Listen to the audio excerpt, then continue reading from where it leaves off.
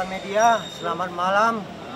Puji syukur bahwa hari ini persidangan baik terdakwa Nikita Mirzani maupun Ismail telah terlaksana dengan baik. Walaupun tadi ada sedikit permasalahan, tapi kita yakin semua dapat diselesaikan dengan baik. Dan menyangkut hari ini, ada 3 saksi yang diajukan oleh jaksa penuntut umum. Pertama adalah Dr. Oki, kedua adalah Sheila Sokia, ketiga dari pihak laboratorium. Dan dari ketiga saksi ini, kita mendapat penjelasan yang lebih baik dan lebih jelas arahnya kemana. Bahwa pemerasan tahap demi tahap telah kelihatan hasilnya. Silahkan untuk selanjutnya. Ya, jadi tadi sudah diperiksa ya. Dr. Oki diperiksa. Awalnya sih ceritanya agak mengikuti settingan mereka. Dikatakan bahwa ini adalah endorsement. Ya. Tapi pada saat hakim bertanya kepada Dr. Oki, apakah Dr. Oki punya produk yang di-endorse atau Nikita menjadi brand ambassador-nya, dijawab ada. Tapi itu pakai perjanjian, ya. Ada perjanjiannya. Untuk Dr. Reja nggak ada perjanjiannya. Jadi jelas bahwa perkataan brand ambassador maupun endorsement itu adalah tidak betul, ya. Itu tidak betul karena tidak ada perjanjian. Ibarat kita minjam uang ke bank aja 10 juta, itu ada perjanjiannya, materannya bisa sampai 10. Masa uang 4M tidak ada sama sekali tertulisnya, itu suatu hal yang lucu ya.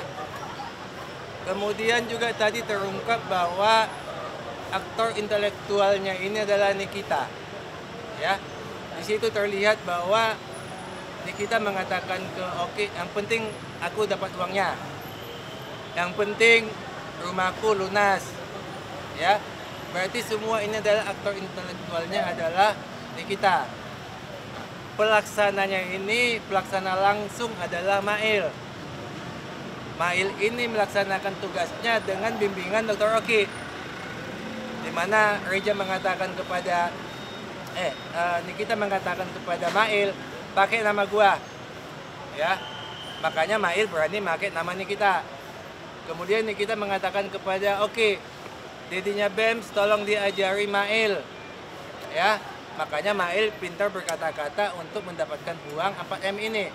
Ya, kalau Mail pribadi itu tidak mampu lah untuk mendapatkan uang 4M. Kalau dia mampu, nggak mungkin jadi anak buah Nikita lah. Dia jadi pengusaha juga. Ya, tapi diajari oleh Dr. Oki sehingga dia mampu. Ya, dan kemudian tadi juga kita sangat senang sekali bahwa penjelasan daripada Sheila Sokia itu identik dengan penjelasan daripada Dr. Oki. Bahwa Sheila Sokia ini juga seperti itu, ya. Aktor intelektualnya itu adalah Nikita Mirzani, ya. Pelaksana langsungnya adalah Mail, ya. Pembimbing Mail ini tetap juga Dr. Oki. Jadi semuanya ini adalah permainan mereka bertiga. Satu aktor intelektual yang menikmati uangnya, satu pelaksana tugas untuk menghubungi Dr. Reja, satu yang membimbing Mail supaya jadi pintar untuk mendapatkan uang. Ya, itu lagi. Jadi kalau memang kita lihat tadi kesaksian Sheila Sokia tadi bahwa ini sebenarnya seperti pemerasan berantai. Jadi bukan hanya Dr. Reja yang diperas, ini juga diperas, hanya tidak dilaporkan. Ya. Dr. Reja melaporkan ke polisi. Jadi ini ada rangkaiannya. Jadi memang kami istilahkan itu pemerasan berantai. Jadi Dr. Reja yang memulainya dan satu demi satu nanti akan kelihatan. Pertama, Sheila Sokia sudah menyatakan bahwa dia dikenakan biaya 350 juta. Ya, dari angka-angka yang sudah ditetapkan hanya turun ke bawah sampai 350 juta. Untuk travel lain produk ya. Ya. Dan alangkah anehnya memang sidang hari ini saya sebenarnya agak prihatin dengan kondisi terdakwa ini. Karena penasihat hukumnya itu bukan membahas pokok permasalahan, tapi dia membahas yang tidak terlibat langsung dengan pokok permasalahan. dikatakan pemerasan. Pemerasan itu adalah adanya ancaman. Ancamannya bentuk apa? Psikologis, nama baik, meluntus, abu-abu, bahkan akhirnya kredibilitas Dr. Reja hancur katanya. Penipu lah Penipu. Jadi psikologisnya dihajar. anak-anaknya juga. Makanya akibat daripada tekanan-tekanan, makanya diserahkanlah uang 4M ini. Memang awalnya 5M diminta, tapi karena sesuai kemampuan yang ada, dia hanya berikan 4M. Ini yang dikatakan oleh pihak di kita kesepakatan. Kesepakatan dari mana kesepakatan demikian? Diancam, ditekan, dihancurkan kredibilitasnya, kok dibilang kesepakatan? Ini jelas bahwa ini pemerasan. Itu mungkin yang perlu kami jelaskan. Dan bahkan tadi kita lihat bagaimana arogansinya terdakwa di kita ini. Dia bentak-bentak hakim. Bahkan tadi setelah sidang ditutup, dia tidak mau kembali ke Pondok Bambu. Dia ngotot mau di pengadilan. Ini apa sebenarnya yang dilakukan ini sih? Ini persidangan. Ya kita bersyukur jaksa penuntut umum tadi cukup bijak. Tidak memaksa langsung, tapi dibujuk, bahkan hampir setengah jam. Dibujuk, akhirnya mau juga kembali ke Pondok Bambu. Itu yang bisa kami sampaikan. Dan itu bukan suatu kehebatan itu. PH-nya harusnya mengajari bahwa terdakwa itu jangan melawan sama hakim, ya, jangan bentak hakim, jangan seperti tadi bertingkah. Itu jadi nilai jelek di hakim, ya. Kasihan nanti kitanya hukumannya tadinya lebih ringan bisa jadi berat, ya. Mesti PH-nya ini ngajarin lah. Harus bantu terdakwa ini. Kasihan kita dibuat seperti itu, ya. Kemudian masih ada pertanyaan? Ya, saya. Yang katanya produknya Relasa Gladys tidak lulus BPOM. Ah iya, itu makanya saya bilang. Dari awal kan ini permasalahannya dikatakan bahwa yang dijelek-jelekan itu kan produk, ya. Itu doktif betul. Tapi untuk Nikita yang jelek-jelekan itu bukan produk. Kalau produknya yang dijelekkan, jungkir balik juga Nikita menjelek-jelekkan, 1 juta juga tidak akan dikasih sama oleh Dr. Reja. Kalau produk yang jelek-jelekan ya, 1 juta juga nggak akan dikasih. Tapi karena pribadinya Dr. Reja ikut anak-anaknya malu di sekolah, ya makanya sampai dia kasih 4M itu. Kemudian minggu lalu juga itu Nikita sama Reja itu ribut soal glowing booster cell, ya itu juga ribut. Nikita mengatakan itu produk, Reja mengatakan itu treatment. Ya, saya jelaskan begini. Glowing booster cell adalah treatment. Gampangnya saya jelaskan, kalau ini kita pergi cewek-cewek biasanya, kalau kita pergi ke salon itu cream bath, ya. Cream bath itu namanya treatment. Samponya mau pakai sampo apa, silahkan pilih. Ya, silahkan pilih samponya. Yang dilakukan oleh salon hanya treatment, melakukan cream bath. Glowing booster cell juga hanya treatment. Produk yang dipakai adalah ya Rebes Skin. Ya, produk yang dipakai adalah Rebes Skin. Rebes Skin ini izin edarnya berlaku, BPOM sama izin edarnya berlaku sampai Februari 2025. Ya, dicabut Rebes Skin ini November 2024. Ya.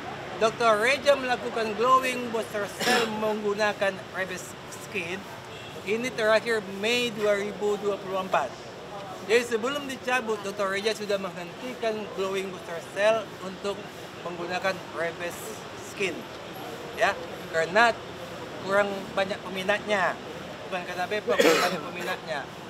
Ya, jadi treatment ini tidak pernah ada BPOM-nya. Sama dengan tadi yang melakukan cream bath juga tidak ada BPOM-nya. Yang ada BPOM-nya adalah produk. Rebes Skin-nya ada BPOM-nya. Ada izin edarnya. Berlaku sampai Februari 2025. Ya, jadi kalau dibilang glowing booster cell tidak ada BPOM-nya, pasti tidak ada. Itu bukan produk. Itu adalah treatment.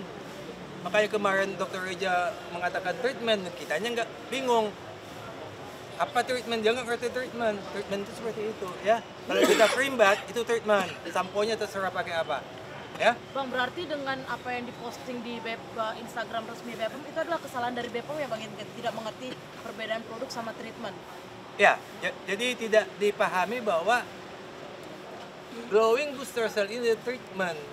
Bahasa sederhananya maka saya bilang cream bath. Kalau cream bath kan semua paham kan? Kalau saya bilang glowing booster cell itu treatment, ini bikin glowing, muka itu dibikin glowing gitu loh. Bahan untuk membuat glowingnya apa? Rebes Skin. Ya, bahannya produknya Rebes Skin. Itu produk daripada perusahaan lain, bukan Dr. Reja punya, bukan Glavisa punya. Ya, itu bahannya. Sama dengan tadi kalau cream bath, sampo-nya terserah lu pilih apa. Ya, jadi dia juga begitu. Dia hanya melakukan treatmentnya, mengkinclongkan muka ini supaya glowing. Bahannya yang biasa dipakai Rebes Skin. Ya, itu produk lain, itu ada izin edarnya kalau Rebes Skin-nya.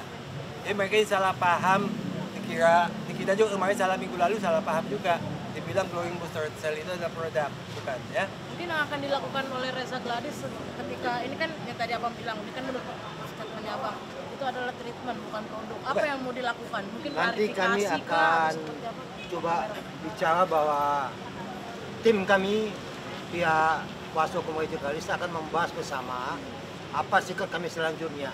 Karena ada beberapa poin yang kami akan bahas. Satu, menyangkut masalah keterangan saksi Dr. Oki.